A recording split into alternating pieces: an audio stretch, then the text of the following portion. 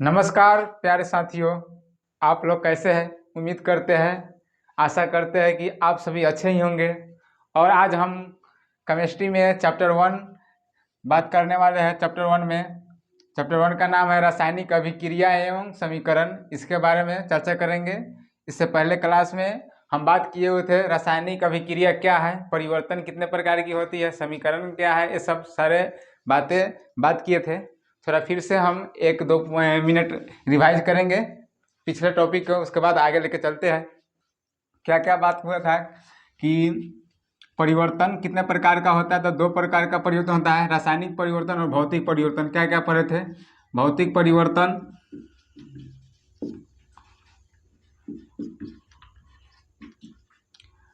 परिवर्तन, और रासायनिक परिवर्तन।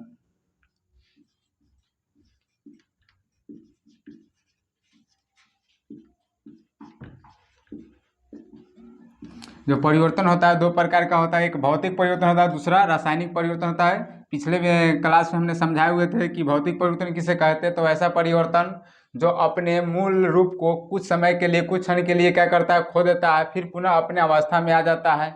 जैसे हम बताए थे कि बर्फ का पिघलना, बताए थे मोम का जलना, ये सब भौतिक परिवर्तन होता है। और रासायनिक परिवर्तन किसे कहते हैं? वैसा परिवर्तन जो अपने एक बार अपने रूप को, अपने स्ट्रक्चर को खो दे और फिर पुनः अपने रूप में नहीं आता है, नए गुण वाले पदार्थ का निर्माण करता है, तो उसे बोलते हैं रासायनिक परिवर्तन। जैसे हम बताए थे, क्या बताए थे? दूध से दही जमना है। क्या बताए थे? कि दूध से दही जमना, दही का जमना, ये कौन परिवर्तन है? तो ये रासायनिक परिवर्तन है। एक बार दूध से दही बन गया था, क्या दही से दूध बन सकता है? नहीं बन सकता है। जैसे चावल का पकना, चावल से क्या बनना? भात बनना। चावल से क्या बनना? भात बनना। क्या हो गया? ये रासायनिक परिवर्तन है। भात को क्या चावल में बदल सकते हैं? नहीं बदल सकते हैं। तो इस प्रकार हमने देखा कि लोहे पर जंग लगना, भोजन का पचना, हम लोग जो खाना खाते हैं उसका पचना, ये सब क्या है? रासायनिक परिवर्तन है। जो क्या है कि एक बार अपने आप को, रूप को खो दे रहा है, तो फिर दोबारा वो अपने मूल रूप में नहीं आ सकता है। ऐसे परिवर्तन को बोला जाता है रासायनिक परिवर्तन। उसके बाद हम बताए हुए थे कि रासायनिक अभिक्रिया क्या है। क्या बताए हुए थे कि रासायनिक अभिक्रिया क्या है? रासायनिक अभिक्रिया के बारे में बताए थे कि किसे कहते हैं। तो जब 2 या 2 से अधिक पदार्थ आपस में संयोग करके या एक अकेले पदार्थ विखंडित करके, टूटकर एक या एक से अधिक भिन्न नए गुण वाले पदार्थ का निर्माण करता है, तो उसे हम क्या कहेंगे? रासायनिक अभिक्रिया कहेंगे। क्या कहेंगे? रासायनिक अभिक्रिया। और जब भी रासायनिक अभिक्रिया होता है तो कुछ न कुछ नया पदार्थ बनता है। कैसे बनता है? एक हम बताते हैं, इसमें कैल्शियम कार्बोनेट है, CO3। इसको क्या करेंगे? हम गर्म करेंगे तो क्या होगा? कैल्शियम ऑक्साइड बनता है, CO। और प्लस में क्या होता है?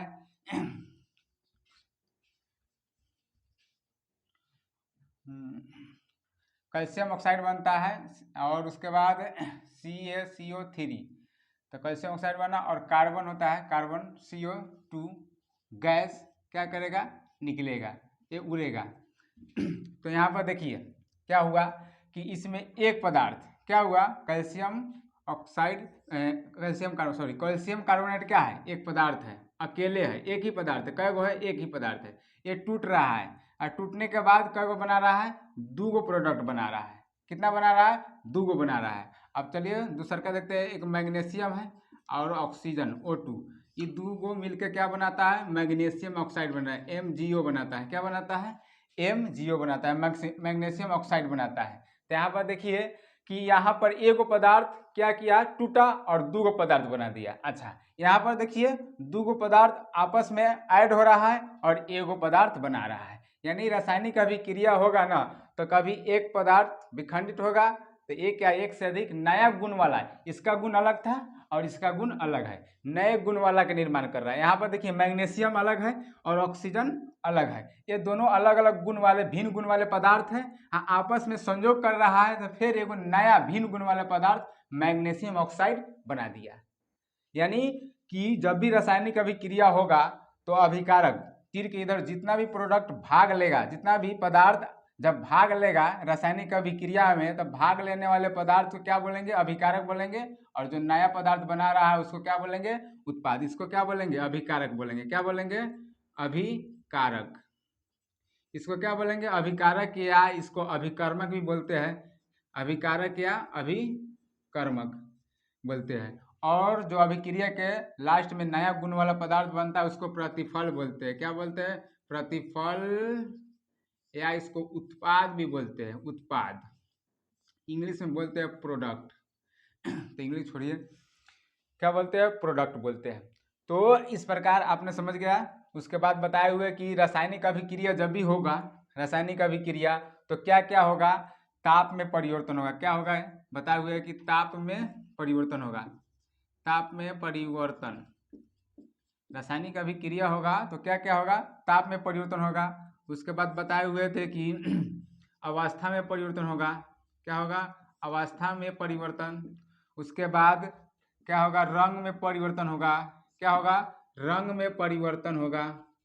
किसमें? रंग में परिवर्तन होगा। उसके बाद क्या होगा? गैस निकलेगा। क्या होगा? गैस उत्सर्जन होगा। गैस उत्सर्जन होगा।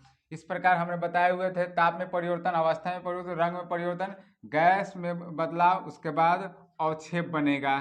क्या होगा? अवक्षेप का निर्माण होगा। अवक्षेप का बनना। इस प्रकार रासायनिक अभिक्रिया होगा तो ताप में परिवर्तन, अवस्था में परिवर्तन होगा, रंग में परिवर्तन होगा, गैस उत्सर्जित होगा, अवक्षेप बनेगा। और ये सारे चीज रासायनिक अभिक्रिया में होता है। अब ये सारे चीजों को एक समीकरण और सूत्र के द्वारा जो लिखा जाता है उसको बोला जाता है रासायनिक समीकरण। क्या बोला जाता है? रासायनिक समीकरण। क्या बोला जाता है? रासायनिक समीकरण। रासायनिक समीकरण। तो रासायनिक समीकरण किसे कहते हैं? तो इसका 2-3 परिभाषा हो सकता है। कैसे हो सकता है? कि जो रासायनिक परिवर्तन हो रहा है उसी को क्या कहेंगे? रासायनिक समीकरण कहेंगे। तो रासायनिक समीकरण को जब रासायनिक अभिक्रिया होती है, यहाँ पर रासायनिक अभिक्रिया हो रहा है, तो इसके सूत्र और संकेतों के द्वारा जो समीकरण को सजा कर लिखते हैं, संकेत या सूत्रों के द्वारा सजा कर लिखते हैं, तो उसको क्या बोलेंगे? रासायनिक समीकरण बोलेंगे। यहाँ पर कैल्शियम कार्बोनेट है। क्या है? कैल्शियम का एक सूत्र है। कैल्शियम कार्बोनेट का क्या है? यहाँ सूत्र है, फॉर्मूला है। कैल्शियम ऑक्साइड का क्या है? फॉर्मूला है। CO2 यानी गैस का क्या है? फॉर्मूला है। कि इसके संकेत या सूत्र के द्वारा जिस समीकरण को, जिस अभिक्रिया को लिखते हैं उसे हम रासायनिक समीकरण कहते हैं। यानी रासायनिक अभिक्रिया जो होता है ना, उसी को क्या कहेंगे? रासायनिक समीकरण कहेंगे। सूत्रों और संकेतों के द्वारा लिखा गया उसे रासायनिक समीकरण कहेंगे। क्या कहेंगे? रासायनिक समीकरण कहेंगे। अब रासायनिक समीकरण जो होता है ना, कितने प्रकार का होता है? 2 प्रकार का होता है। कितने प्रकार का होता है? 2 प्रकार का होता है। आप लोग स्क्रीनशॉट लेना चाहेंगे तो ले लीजिए। चलते आगे। तो आप लोग स्क्रीनशॉट ले लिए होंगे। तो नेक्स्ट पॉइंट है क्या कि रासायनिक समीकरण के प्रकार। तो रासायनिक समीकरण कितने प्रकार के होते हैं? तो यहाँ पर रासायनिक समीकरण जो होता है ना, 2 प्रकार के होता है। कितने प्रकार का होता है? 2 प्रकार का होता है। संतुलित रासायनिक समीकरण और एक होता है असंतुलित रासायनिक समीकरण। संतुलित को बोलते हैं बैलेंस केमिकल इक्वेशन, असंतुलित को बोलते हैं अनबैलेंस केमिकल इक्वेशन। अनबैलेंस का मतलब हुआ असंतुलित, और केमिकल का मतलब है रासायनिक, इक्वेशन का मतलब होता है समीकरण। अनबैलेंस केमिकल इक्वेशन यानी असंतुलित रासायनिक समीकरण।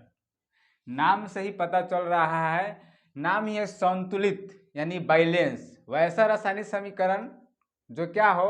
बैलेंस हो। जो क्या है? अभिकारकों के विभिन्न तत्व के परमाणु संख्या और उत्पादों के विभिन्न तत्व के परमाणु संख्या क्या हो? बराबर हो। उसको क्या बोलेंगे? संतुलित, बैलेंस समीकरण। अच्छा, जिसके अभिकारकों के विभिन्न तत्व के परमाणु संख्या और उत्पाद के विभिन्न तत्व के परमाणु संख्या बराबर नहीं है उसको बोलेंगे अनबैलेंस यानी असंतुलित रासायनिक समीकरण। चलिए हम एक समीकरण के द्वारा, अभिक्रिया के द्वारा हम समझेंगे कि क्या कैसे बैलेंस करेंगे, अनबैलेंस करेंगे। तो अगले क्लास में हम बताएंगे, क्योंकि इसका 4-5 नियम है, नियम पढ़ेंगे।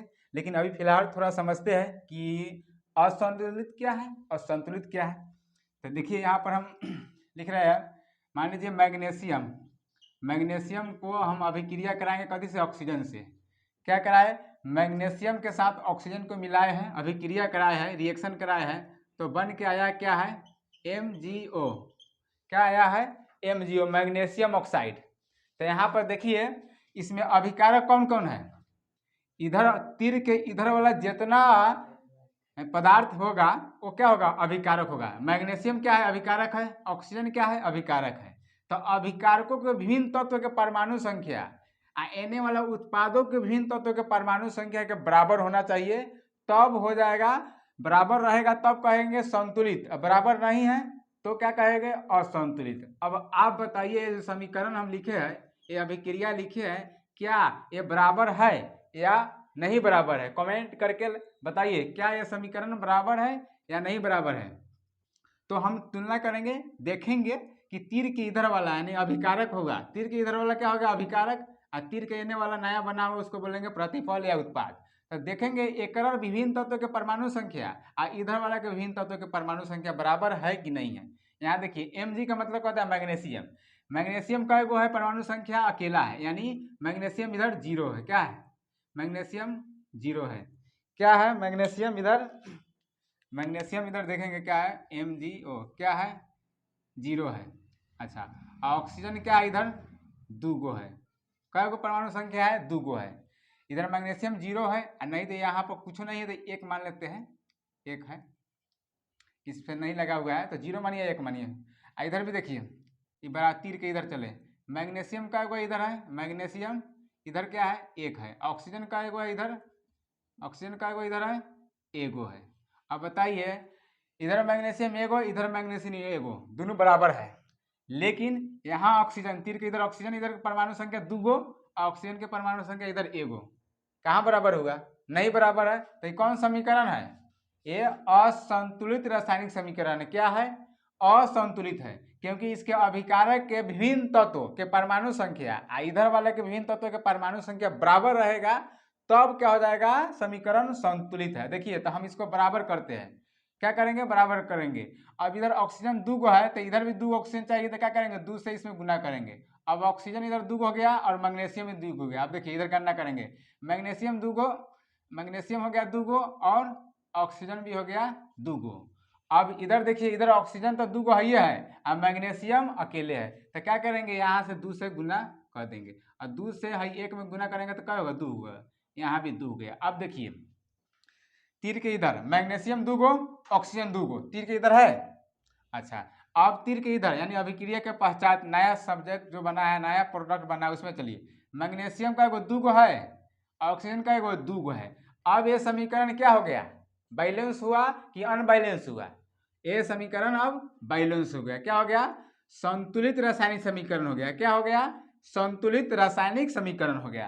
तो कहेंगे वैसा रासायनिक समीकरण जिसमें अभिकारकों के विभिन्न तत्व के परमाणु संख्या, यानी तीर की इधर जितना अभिकारक होगा उसके तत्व के परमाणु संख्या एवं उत्पाद के जो नया प्रोडक्ट बनेगा, नया चीज बनेगा, उसका भी परमाणु संख्या विभिन्न तत्व के बराबर होना चाहिए। बराबर है तो कौन है, समीकरण है संतुलित है, बराबर नहीं है तो असंतुलित है। तो देखिए यहाँ मैग्नीशियम है और ऑक्सीजन है, क्या किया, अभिक्रिया कराया तो मैग्नीशियम ऑक्साइड बना है। तो देखिए इधर मैग्नीशियम के परमाणु संख्या 2 गो, मैग्नीशियम के परमाणु संख्या इधर का एगो 2 गो, ऑक्सीजन के परमाणु संख्या इधर का एगो 2 गो।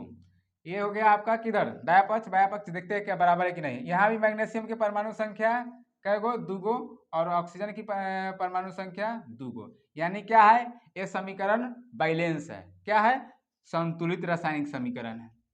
वैसा ही वैसा रासायनिक समीकरण जिसमें अभिकारकों के विभिन्न तत्वों के परमाणु संख्या एवं उत्पादों के विभिन्न तत्वों के परमाणु संख्या बराबर नहीं है, उसे हम कहेंगे असंतुलित, अनबैलेंस कहेंगे इंग्लिश में। तो यहाँ देखिए, यहाँ पर मैग्नीशियम और ऑक्सीजन का अभिक्रिया कराया है तो मैग्नीशियम ऑक्साइड बना है। तो यहाँ पर देखिए, यहाँ पर क्या है, मैग्नीशियम क्या है, 0 है, यहाँ पर मैग्नीशियम 0 है, क्या है, 0 है परमाणु संख्या। ऑक्सीजन के परमाणु संख्या क्या है, 2 गो है। इधर देखिए मैग्नीशियम का परमाणु संख्या, यहाँ देखिए क्या है कि यहाँ भी 0 है और ऑक्सीजन के परमाणु संख्या यहाँ क्या है, 0 है। तो क्या है, इधर देखिए बराबर है, ऑक्सीजन नहीं बराबर है, मैग्नीशियम तो बराबर हो गया लेकिन ऑक्सीजन बराबर नहीं है। अभिकारक के विभिन्न तत्वों के परमाणु संख्या बराबर होगा तब होगा क्या संतुलित, अगर बराबर नहीं है तो क्या हो गया, ये कौन समीकरण हो गया, अनबैलेंस हो गया, असंतुलित रासायनिक समीकरण हो गया। वैसे ही यहाँ पर क्या है, हाइड्रोजन और ऑक्सीजन को मिलाया है, क्या करेंगे, हाइड्रोजन और ऑक्सीजन की अभिक्रिया कराएंगे, क्या बना, जल बना, H2O बना। तो देखिए यहाँ हाइड्रोजन की परमाणु संख्या 2 इधर है, हाइड्रोजन की परमाणु संख्या इधर 2 है, ऑक्सीजन की परमाणु संख्या यहाँ 0 है, गोल है।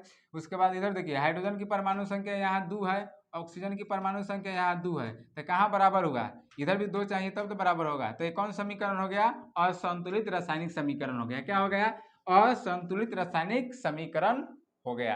अब हम आगे बात करेंगे कि किस प्रकार से असंतुलित रासायनिक समीकरण को संतुलित करेंगे, ये मिलते हैं नेक्स्ट क्लास में। बाकी आज तक यहीं यहीं यहीं रहेगा और आप लोग इसे स्क्रीनशॉट लीजिए। बाकी मिलते हैं नेक्स्ट क्लास के साथ।